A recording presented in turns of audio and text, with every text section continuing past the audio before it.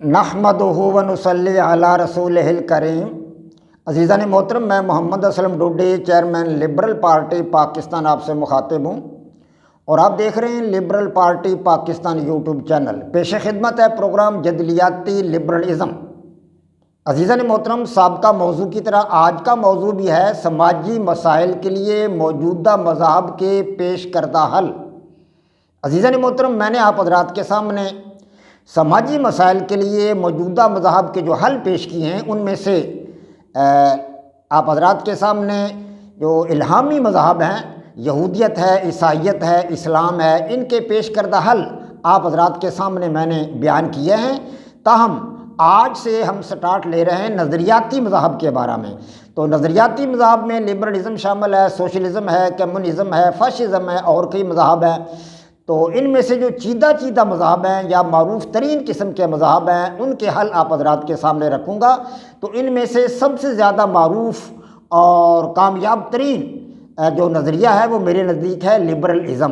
تو عزیزان محترم، لبرلزم ایک معاشرتی، معاشی اور سیاسی نظریہ حیات یعنی کہ آئیڈیالوجی ہے، اور مسائل کو حل کرنے کا اس کا جو طرز فکر ہے وہ فی الحال تو جذباتی ہے، لیکن شروعات میں جب یہ نظریہ وجود میں آیا، لبرلزم وجود میں آیا، تو جان لاک اس کے جو بانی مبانی تھے، جان لاک تھا، روسو تھا، والٹیئر تھا، آدم سمتھ تھے، پھر بعد ازاں پھر جیری بینتھم، جان سٹرٹ مل، ان لوگوں کی موجودگی میں تو یہ نظریہ جو تھا وہ اس کا طرز فکر جذباتی نہیں تھا، یہ غیر جذباتی طرز فکر تھا، اور سائنٹیفک مطلب ہے جو طرز فکر ہے اس سے ملتا جلتا تھا، جان لاک اور روسو اور والٹیئر کے ہوتے ہوئے۔ لیکن آج جن ممالک میں لبرلزم نافذ ہے، وہاں یہ نظریہ جو ہے یہ جذباتی رنگ اختیار کر گیا ہے، اور اس کا غیر جذباتی رنگ جو ہے وہ تقریباً اڑ چکا ہے۔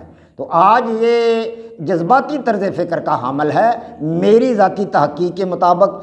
تو اس نظریہ کے اندر طاقت کا سرچشمہ جو ہے وہ ایک فرد ہے، عام آدمی، انڈیویڈول فرد کو اس میں طاقت کا سرچشمہ سمجھا گیا، اور فرد کی رائے سے ایک عوامی حکومت جو ہے وہ منتخب کی جاتی ہے، بنائی جاتی ہے۔ تو اس کے اندر سماجی مسائل کا حل جو پیش کیا گیا وہ ہے جو منتخب نمائندے ہوتے ہیں، عوام کے منتخب نمائندے، وہ ریاست کے لیے ایک آئین تیار کرتے ہیں۔ وہی آئین جو ہے وہ قوانین کا ایک مجموعہ ہوتا ہے، ضابطہ حیات کا ایک مجموعہ ہوتا ہے، وہ ایک قسم کا عوام کے سماجی مسائل اور ان کے جو ہے ہر قسم کے مسائل کا وہ حل ہوتا ہے۔ تو عزیزان محترم، الہامی مذاہب کے بعد یہ نظریہ جو ہے ایک مکمل نظریہ حیات ہے۔ الہامی مذاہب کے بعد میری ذاتی تحقیق کے مطابق الہامی مذاہب جو ہیں وہ میں آپ کو بتا چکا ہوں کہ یہودیت ہے، عیسائیت ہے، اسلام ہے، ان کے بعد یعنی ان مذاہب کے بعد اگر کوئی مکمل نظریہ حیات دنیا کے اندر ہے، آئیڈیالوجی ہے، تو وہ لبرلزم ہے۔ تو لبرلزم جو ہے یہ اپنے معاشرتی اور سیاسی نظام جو ہے وہ تو اس کے کامیاب ہو گئے، لیکن افسوس ہے کہ اس کا جو معاشی نظام تھا وہ کامیابیاں حاصل نہ کر سکا۔ یہ آدم سمتھ کا آزاد معیشت کا نظریہ تھا، آدم سمتھ کا آزاد معیشت کا نظریہ تھا، اور یہ کوئی کامیابی حاصل نہ کر سکا، اور جو وقت گزرتا گیا تو اس نظریہ میں ناکامی کے جو پہلو تھے وہ عیاں ہوتے گئے۔ اس طرح عوام نے اسے مکمل طور پر قبول تو نہیں کیا، کسی حد تک قبول کیا، لیکن مکمل طور پر قبول نہیں کیا گیا اسے۔ لیکن اس کی کوکھ سے جنم لینے والا نظریہ کیپٹلزم آج پوری دنیا پر وہ حاوی ہے، اور جتنے بھی مغربی ممالک ہیں، تمام مغربی ممالک میں کیپٹلزم موجود ہے بطور ایک معاشی نظام کے، اور بطور ایک نظریاتی نظام کے لبرلزم ہے، لیکن وہاں کا جو معاشی نظام ہے وہ کیپٹلزم ہے۔ تو لبرلزم کی جو ممتاز خصوصیات ہیں لبرلزم کی وہ دو ہیں میری سمجھ بوجھ کے مطابق۔ پہلی تو یہ کہ اس کا طرز انتخاب مشاورت ہے، یعنی کہ جمہوریت ہے اس کا طرز انتخاب، اور دوسرا اس کے اندر طاقت کا سرچشمہ جو وہ فرد ہے۔ جی ہاں، طاقت کا سرچشمہ عوام سمجھ لیں، بلکہ عوام کی بجائے فرد ہے، ایک آدمی جب طاقت کا سرچشمہ ہے، فرد کی بہتری اور بھلائی کے لیے کام کیا جاتا ہے۔ اور مشاورت جو ہے اور جو ہے جمہوریت، یہ دونوں اس کے بہترین اس کی خصوصیات میں شامل ہیں۔ مشاورت کا جو نظام ہے یہ تو صدیوں سے چل رہا ہے، یہ تو الہامی مذاہب کے اندر بھی تھا، الہامی مذاہب بھی اس کے اندر بھی مشاورت سے مطلب سربراہ حکومت کا انتخاب کیا جاتا ہے، لیکن الہامی مذہب کے بعد لبرلزم پہلا مذہب ہے، یہ واحد مذہب ہے جس نے فرد کی حاکمیت کی بات کی۔ اس سے پہلے بادشاہت تھا، اس سے پہلے آمریت تھی، اس سے پہلے سوشلزم تھی، اس سے پہلے کمیونزم تھی، اس سے پہلے سیکولرزم تھا، اور بہت سارے نظام تھے۔ ان میں سے کسی نظام کے اندر بھی فرد واحد کی حاکمیت کی بات نہیں کی گئی، انڈیویڈول کی حکومت کی بات نہیں کی گئی، عام آدمی کی حکومت کی بات نہیں کی گئی۔ یہ نہیں کہا گیا کہ عام آدمی کو اقتدار دیا جائے گا، عام آدمی وزیر اعظم بن سکتا ہے، ایک عام فرد بھی پاکستان ملک کا اپنے ملک کا سربراہ بن سکتا ہے، دنیا کے کسی بھی ملک کا، پاکستان ہو یا دنیا کا کوئی اور ملک ہو، کسی بھی ملک کا سربراہ عام آدمی بن سکتا ہے۔ یہ بات پہلی دفعہ لبرلزم نے کہی۔ تو میری ذاتی رائے ہے کہ یہ دنیا کا واحد نظریہ ہے جو دیگر تمام نظریہ حیات سے بہتر ہے، ان کے مقابلہ میں یہ کافی حد تک بہتر ہے۔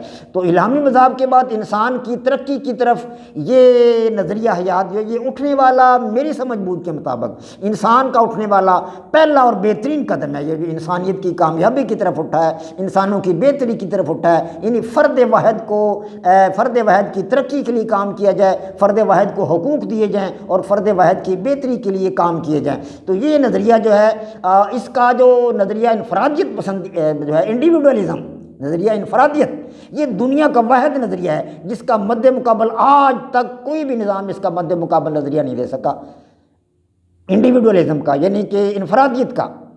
یہ نظریہ انفرادیت دنیا کے اندر مطلب ہے اس کی بڑی شہرت حاصل ہے، اس کو بڑا مقام حاصل ہے، انفرادیت کو، انڈیویڈولزم کو۔ دنیا کے کسی دیگر جتنے بھی مطلب انتظامی مذاہب ہیں یا نظریاتی مذاہب ہیں، ان میں سے کسی مذہب کے پاس بھی یہ اس قسم کا انڈیویڈولزم جیسا نظریہ ان کے پاس موجود نہیں ہے۔ یہی وجہ ہے کہ لبرلزم دنیا کے دو بر اعظموں میں تو موجود نہیں ہے، یہ ایشیا اور افریقہ کے اندر تو یہ بالکل موجود نہیں ہے، لیکن یورپ کے اپنے جو مغربی دنیا اس کے چاروں بر اعظموں کے اندر یہ لبرلزم موجود ہے۔ یورپ کے اندر موجود ہے، شمالی امریکہ میں موجود ہے، بر اعظم یورپ، بر اعظم شمالی امریکہ، بر اعظم جنوبی امریکہ، بر اعظم آسٹریلیا، یعنی ان چاروں بر اعظموں کے اندر لبرلزم موجود ہے۔ اور لبرلزم کا یہ جو نظریہ ہے انڈیویڈولزم، انفرادیت، یہ عروج پر ہے۔ وہاں فرد کی بہتری کے لیے کام کیا جاتا ہے، فرد کی بھلائی کے لیے کام کیا جاتا ہے، فرد کو جو اس کے مسائل جو ہیں سماجی مسائل فرد کے وہ حل کیے جاتے ہیں، اس کے تعلیمی مسائل حل کیے جاتے ہیں، اس کے صحت کے مسائل حل کیے جاتے ہیں، اور اس کے انتظامی مسائل حل کیے جاتے ہیں، ہر قسم کے فرد کے مسائل پر توجہ دی جاتی ہے۔ تو یہ میری سمجھ بوجھ کے مطابق دنیا کے دیگر جو جتنے بھی مطلب الہامی مذاہب کے بعد جتنے بھی انتظامی مذاہب ہیں، یہ ان میں سب سے زیادہ بہتر ہے۔ تاہم اب دیکھنی یہ بات ہے کہ یہ پوری دنیا پر غالب کیوں نہ آ سکا، کیونکہ ہم دیکھ رہے ہیں کہ یہ نظریہ جو ہے چار بر اعظموں میں تو غالب ہے، لیکن ایشیا میں اس کا کوئی وجود نہیں، پورے افریقہ کے اندر اس کا کوئی وجود نہیں، یعنی پورے دو بر اعظم اس سے خالی ہے۔ یہاں کوئی لبرلزم نہیں، کوئی لبرل حکومت نہیں، اور کسی ملک کے اندر لبرلزم کا نظام موجود نہیں۔ طرز انتخاب جمہوریت ہے، لیکن طرز انتخاب تو الہامی مذہب کے اندر بھی یہی ہے، جمہوریت ہے، مشاورت ہے۔ تو لبرلزم بطور ایک نظام کے پورے ایشیا میں موجود نہیں ہے، کسی ملک میں موجود نہیں ہے، پورے افریقہ کے کسی ملک میں موجود نہیں ہے، البتہ یہ مغربی دنیا کے چاروں بر اعظموں میں موجود ہے۔